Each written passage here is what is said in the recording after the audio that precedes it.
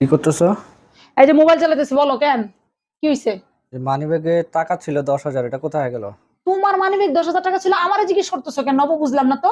বাসায় তো তোমরা তিনজন ছাড়া তার কেউ নাই, তার কে ধরবে মানিব্যাগ? ওরা দুজন তার ধরবে না, ধরলে তো তুমি ধরবা।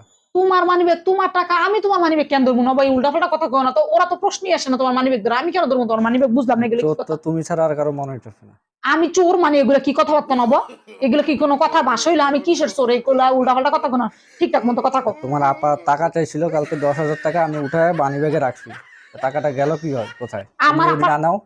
আমার আপা টাকা চাইছে তোমার কাছে? হ্যাঁ। আমার আপা তোমার কাছে কি লিগা টাকা চলে, এটা তো বুঝলাম না।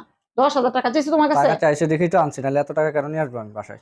ও আচ্ছা আচ্ছা, শোনো, নিফরা কালকে কি করছে এখানে, নেনা, নাইফা আর আপন অগলে সবাই মিলে খেলাইতেছে। আমি ভাবতেছি কি, পোলাপাইন গুলা যদি কোনো কারণে আবার এই যে এখানে যেহেতু টাকা থাকে, যদি আবার মানি ব্যাগ ধরে, এই জন্য আমি টাকাটা আস্তে করে ওই আলমারি, ওই যে দ্বিতীয় তাকে, আমার দ্বিতীয় তাকে ওই যে শাড়ির নিচে, তারপর আমার একটা পেটিকুট আছে ওইটা নিচে, ওই যে আলমারির ওই যে দ্বিতীয় ড্রতে আমার, ওই যে ওইখানে মনে রাখছি। তুমি চাবিটা খুলে দিয়ে দেখো, পাইবা, পাইবা।